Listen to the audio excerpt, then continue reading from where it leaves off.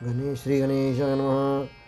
गणेशप्रिया योगिराजा समर्दा महातापसी पूर्णवादप्रणेता तया पावना पौर्णिमा पूर्णचंद्रा. नमस्कार माझा सद्गुरु रामचंद्रा.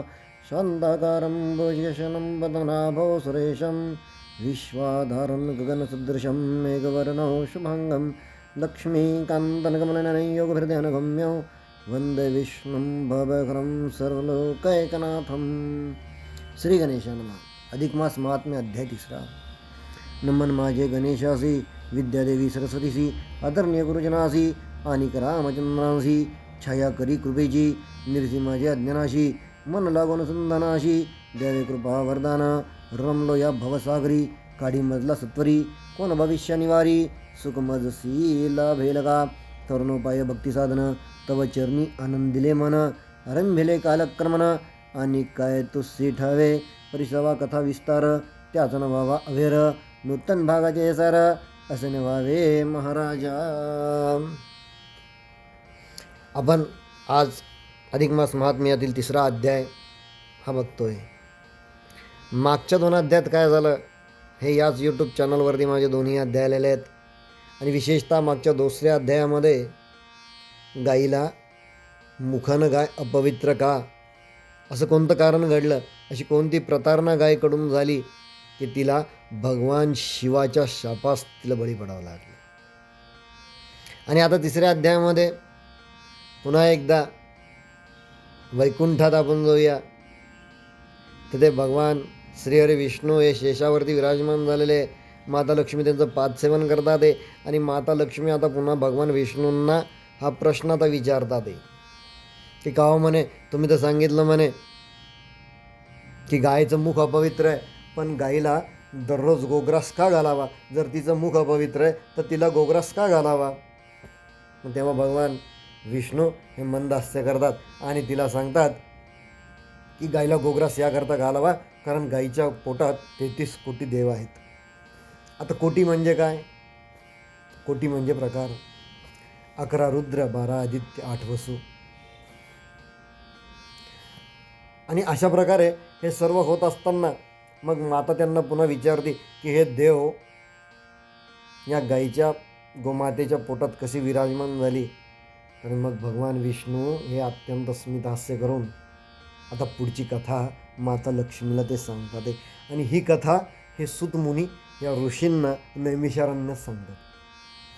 तिने कथेला सुरुवात केली.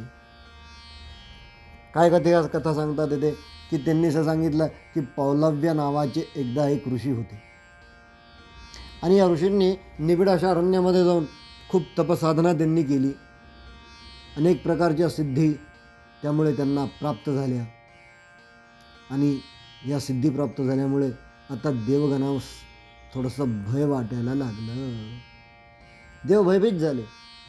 आणि हे सर्व देव जे होते हे पुन्हा एकदा देवेंद्रांकडे गेले. इंद्राकडे ते गेले. आणि इंद्रांना त्यांनी सांगितलं की म्हणे त्याचा तेज फार आता वाढू लागलेलं आहे म्हणे. हळूहळू पृथ्वी आता डळमळीत होते म्हणे. स्वर्गापर्यंत त्याचे कंपन येऊ लागलेले आहेत म्हणे. आम्हाला आता स्वर्गात राहणं आमच्या सूर्यानं सांगितलं सूर्यलोकी, चंद्रानं सांगितलं सूर्यलोकी, नक्षत्रांनी सांगितलं आम्हाला आमच्या नक्षत्रलोकी राहणं आता आम्हाला कठीण होऊ लागलेलं आहे म्हणे. आणि या ऋषींचा लवकरात लवकर तुम्ही काहीतरी बंदोबस्त करा. आणि असं इंद्राला सांगितल्यानंतर मग इंद्राने त्यातून एक योजना आखली, एक युक्ती काढली. काय काढली त्यांनी? अमरेशा नावाची एका अप्सरेला त्यानं पाचारण केलं आणि सांगितलं की तू तुझ्या काही सख्यांना घे आणि हे ऋषी जिथं तपश्चर्या करतात तिथं तू जा आणि येणं केनं प्रकाराने त्या ऋषींची तपश्चर्या तू भंग कर. झालं. आणि त्यांच्या आज्ञेनं या अप्सरा सर्व जिथे ते ऋषी तपश्चर्या करत होते तिथे आले. आणि तिथे आल्यानंतर यांनी यांच्यात या हावभावामध्ये या मग्न झाले. आणि हे जसं ऋषींच्या कानावरती पडलं तशी त्या ऋषींची तपश्चर्या भंग पावली. आणि मग त्या ऋषींनी त्यांच्या ज्ञानाने त्यांना कळालं की हे सर्व जे आहे याच्या पाठीमागे एकच आहे आणि तो म्हणजे देवराज इंद्र.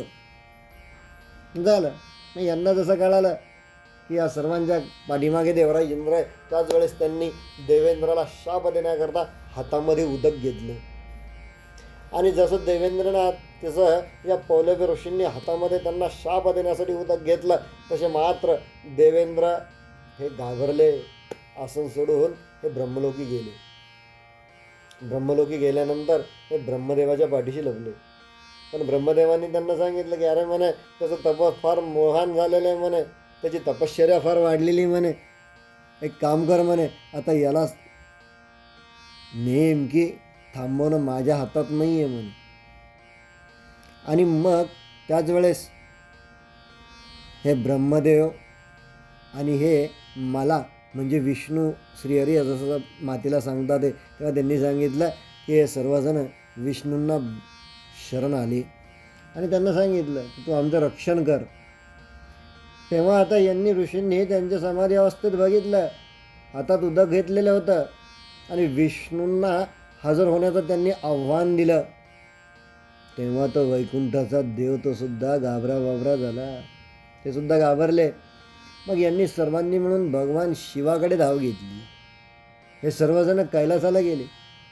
कैलासाला गेल्यानंतर दृश्य काय पाहतात, ते भगवान शिव हे समाधीत लीन होते. कुठला जप करत असतील बरं ते? शिवश्चरधयम विष्णू विष्णुश्चरधयम शिव यः कंठधारयतस्य करस्तः सर्वसिद्धया. राम नाम त्यांनी शिवाने धारण केलेलं होतं. रामनामाचा ते जप करत होते. आणि मग यांनी आर्तवाणीनं त्यांना त्यांची स्तुती गाण्यास प्रारंभ केला. आणि मग त्यांनी सांगितलं की म्हणे देवा देवा महादेवा, आम्ही तुम्हाला शरण आलेलो आहे. झालं ते त्यांना शरण गेले. पण भगवान शिवानी सुद्धा सांगितलं की अरे म्हणे त्या पौलव्याचा अधिकार इतका वाढलेला आहे म्हणे, त्या ऋषीचा इतकं त्यांचं तपसामर्थ्य वाढलेलं आहे म्हणे, मी सुद्धा काही करू शकत नाही म्हणे. हा पण एक होईल म्हणे. हे जे ऋषी असतात ना, हे या जगात फक्त दोघांनाच घाबरतात, एक ब्राह्मणांना आणि दुसरं गाईला. तर आपण आता एक काम करूया म्हणे, आपण सर्वजण जे आहो म्हणे, आपण गोमातेला पाचारण करू आणि सर्वजण तिची प्रार्थना करू की तू आमचं रक्षण कर. झालं. गोमाता प्रगट झाली आणि गोमातांनी सांगितलं की तुम्ही स्वतः माझ्या शरीरात प्रवेश करा. मग तेव्हा गोमाताच्या शिंगाच्या मुळाशी ब्रह्मा आणि विष्णू, त्याच्यामुळे गोमातेच्या शिंगाच्या टोकावरती हे सर्व तीर्थ आहेत. डोक्याच्या मध्यभागी भगवान शिव, माथ्यावरती सर्व देवीगण, कानात बैल, डोळ्यात चंद्र, सूर्य, दातात वायू, जिभेवरती वरुण, हुंकारात म्हणजे मुखात सरस्वती, गळ्यात यम यक्ष, दोन्ही ओठात संध्या, जिभेवर इंद्र, गंगा, गोमूत्राच्या रूपात गोमती, यमुना आदी 33 कोटी देव बसलेले आहे. आता पौलव्य ऋषींनी पुन्हा हातात पाणी उदक घेतलं आणि ते बघू लागले हे सर्व देव कुठे पळून गेलेले आहेत, कुठे लपलेत. आणि तेव्हा फक्त त्यांच्या दृष्टपत्तेस गोमाता दिसली. आश्चर्याचा धक्का बसला. अरे म्हणे ब्रह्मलोकी सुद्धा ब्रह्म नाही आहे, सत्यलोकी सुद्धा ब्रह्मदेव नाही, वैकुंठात सुद्धा भगवान विष्णू नाही आहे, कैलासात सुद्धा भगवान शिव नाही आहेत. कुठे गेले हे देव, कुठे लपले? आणि मला फक्त गायच का दिसते, गोमाताच का दिसती? आणि म्हणून मग ऋषींनी नम्र भावे गोमातेस पाचारण केले. तरीही गोमाता थोडीशी, आणि मग त्यानंतर त्यांचा क्रोध अनावर झाला. ऋषींनी पुन्हा एकदा गोमातेस शाप दिला की तू विष्टाभक्षक होशील, असा शाप दिला.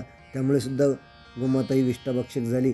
आणि मग त्यांनी जेव्हा ज्ञानानं बघितलं की सर्व देव गोमातेत लपलेले आहेत, तेव्हा मात्र यांनी ते उदक जे होतं ते पुन्हा भूमीवरती सोडून दिलं. आणि यांचा राग त्या गोमातेला बघून यांचा क्रोध शांत झाला.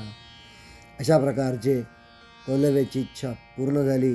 आणि पुढे कालांतराने नंतर ते वैकुंठास गेले.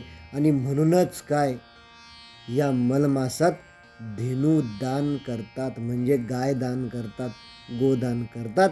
आणि असे दान केल्याने मनुष्याला मोक्षाचा लाभ होतो. आणि म्हणून मलमासात धेनू सेवेचं प्रयोजन आहे, अशी व्यासवाणी आहे. आणि म्हणून की काय, यामधले 3रा अध्याय जो आहे हा या गाईचं महत्त्व वाढवणारा आहे, या गोमातेचं महत्त्व वाढवणारा आहे. आणि म्हणूनच पद्मपुराणाचा जो हा अधिक मास ग्रंथ आहे हा अत्यंत सुंदर आहे. प्रत्येकाने आयुष्यामध्ये एकदा तरी अधिक मास महिन्यामध्ये याचं श्रवण करावं, या अध्यायाचं श्रवण करावं. सद्गुरू कृपेनं जेवढं सुचलं तेवढं मांडण्याचा मी प्रयत्न केला. पूर्णवाद की जय. जय पूर्णवाद. जय शिवराम.